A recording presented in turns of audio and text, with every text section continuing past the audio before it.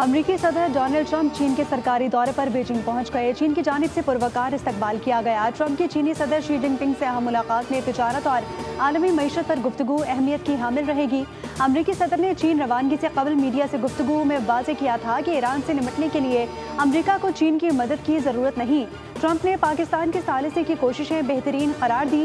کہا کہ field marshal اور وزیر اعظم پاکستان شاندار شخصیات ہیں۔ جیسے ہی یہ جنگ ختم ہوگی، تیل کی قیمتوں میں کمی آئے گی اور حصص بازار مزید اوپر جائیں گے۔ چین کی پاکستان سے ایران امریکہ ثالثی تیز کرنے کی درخواست، آبنہ ہرمز کھلوانے پر زور۔ نائب وزیر اعظم اور وزیر خارجہ اسحاق ڈار کا چینی وزیر خارجہ سے ٹیلی فونک رابطہ، خطے کی صورتحال پر تفصیلی تبادلہ خیال، پائیدار امن و استحکام کے لیے سفارتی کوششیں جاری رکھنے پر اتفاق، آبنہ ہرمز میں معمول کی بحری آمد و رفت یقینی بنانے کی اہمیت پر زور۔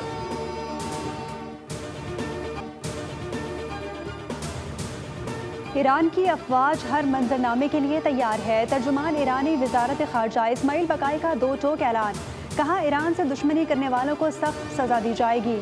دنیا ایران کے حق میں آواز بلند کرے۔ امریکہ اور اسرائیل کی مسلط کردہ جنگ اچھائی اور برائی کے معنی متعین کرے گی۔ امریکی صدر ڈونلڈ ٹرمپ کا چین روانگی سے قبل اماراتی صدر شیخ محمد بن زائد ال نہیان سے ٹیلی فون پر رابطہ، دونوں رہنماؤں کا مشرق وسطیٰ کی صورتحال پر تبادلہ خیال، امریکہ اور امارات کے درمیان شراکت داری مضبوط بنانے پر اتفاق۔ ٹیلی فونک رابطے میں خطے کے مختلف امور کا بھی جائزہ لیا گیا۔ سعودی کابینہ کی خلیجی ریاستوں پر حملوں کی شدید مذمت، متحدہ عرب امارات، قطر اور کویت کی سلامتی کے لیے مکمل تعاون جاری رکھنے کے عزم کا اظہار۔ ولی عہد محمد بن سلمان کی زیر صدارت اجلاس میں خطے کی سلامتی کی صورتحال کا جائزہ، خلیجی ممالک کے استحکام اور خود مختاری کے تحفظ کی حمایت کا اعادہ۔ احتشام الحق ایک منجھے ہوئے صحافی ہیں۔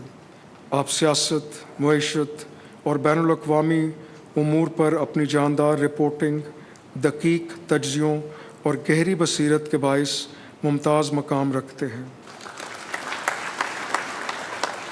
پہلے تو اللہ کا بڑا احسان ہے، اللہ کا شکر ہے۔ ظاہر سی بات ہے میں بول سے وابستہ ہوں، مجھے اپنی پوری بول کی ٹیم، ہمارے بہت اچھے مالکان سمیر صاحب، صوفیہ، میں ان لوگوں کی جس کو کہتے ہیں ٹاپ لیول انکریجمنٹ ہر حوالے سے، تو یہ ہمیں آگے جانے کے لیے بہت کچھ ہمیں راستہ بتاتی ہے۔ ایوان صدر میں مختلف شعبوں میں نمایاں خدمات انجام دینے والوں میں تقسیم اعزازات کی تقریب، بول نیوز کے لیے اعزاز، صحافت کے شعبے میں بول نیوز سے وابستہ سینئر صحافی احتشام الحق کو ہلال امتیاز عطا کیا گیا۔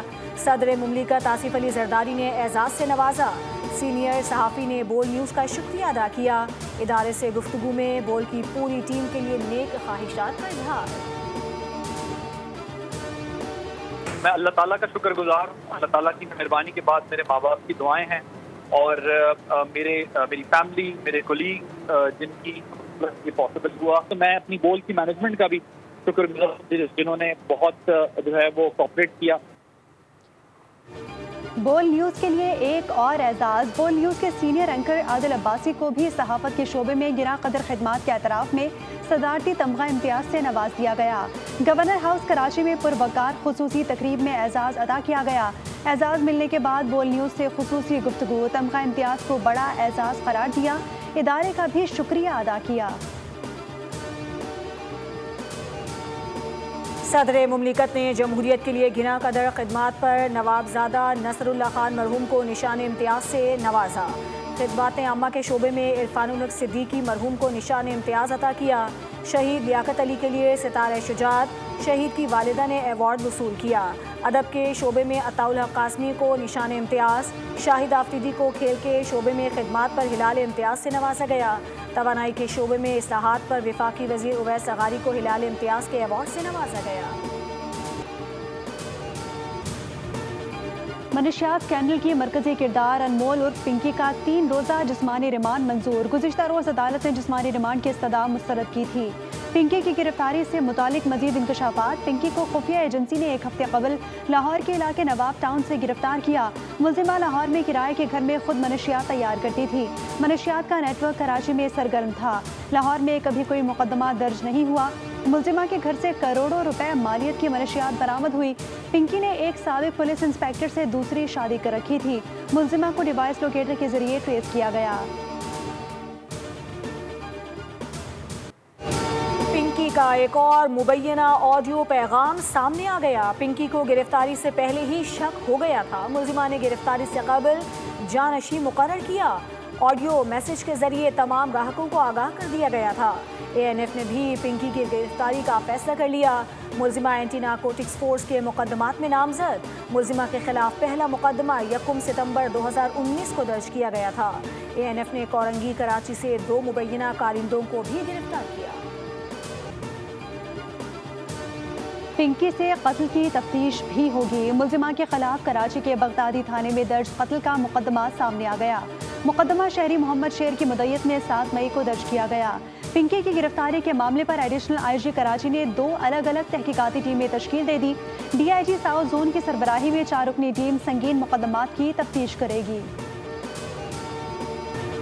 सेनेट की कायमा कमेटी बराए दाखिला ने मनशियात फरोश अनमोल उर्फ पिंकी केस का नोटिस ले लिया।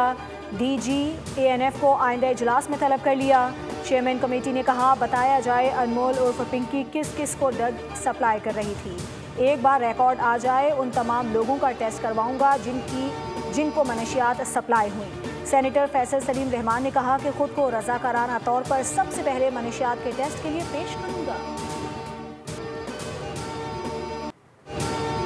ड्रग डीलर पिंकी पर 5-6 साल में कई मुकदमात बने। मतलूब कोकेन डीलर कानून नाफिज करने वाले इदारों के हाथ नहीं आ रही थी। जियाल अंजार की बोल न्यूज़ से गुफ्तगू। कहा कि बतौर वज़ीर दाखिला सिंध टेस्ट केस है। सीनियर अफसरान पर मुश्तमिल JIT बना रही है। केस को मंतकी अंजाम तक पहुँचाएंगे। वज़ीर आज़म की ज़ेरे सदारत इजलास। छोटे और दरमियाने दर्जे की सनत की तरक्की के लिए इक़दामात का जायज़ा। शहबाज शरीफ कहते हैं हमारी सनत मईशत की तरक्की में इजाफे की भरपूर इस्तेदाद रखती है।